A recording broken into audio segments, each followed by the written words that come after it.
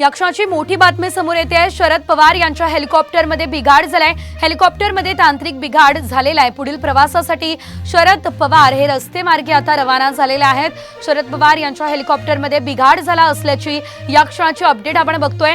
त्या दरम्यानची साम टीव्हीची हे एक्सक्लुझिव्ह दृश्य देखील आपण पाहतोय। तर शरद पवार आता पुढील त्यांच्या प्रवासासाठी रस्ते मार्गे निघालेले आहेत। अधिकची अपडेट घेऊयात आमचे प्रतिनिधी सागर आव्हाड यांच्याकडून। सागर, आपण बघतोय शरद पवार यांच्या हेलिकॉप्टरमध्ये बिघाड झाला असल्याचं कळतंय, नेमकं काय घडलं सविस्तर?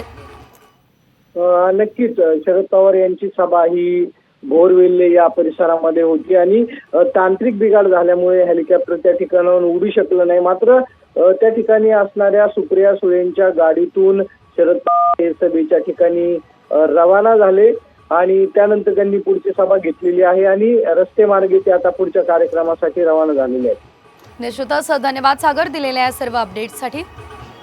तर हेलिकॉप्टरमध्ये तांत्रिक बिघाड झाला असल्याची माहिती मिळते आणि त्यामुळे पुढे त्यांचा प्रवास रस्ते मार्गे करावा लागणार आहे। तर सध्या तरी तांत्रिक बिघाड असल्याची माहिती मिळते, मात्र आता शरद पवार पुढील प्रवासासाठी रवाना देखील झालेले आहेत। त्या दरम्यानचे दृश्य देखील आपण बघतोय।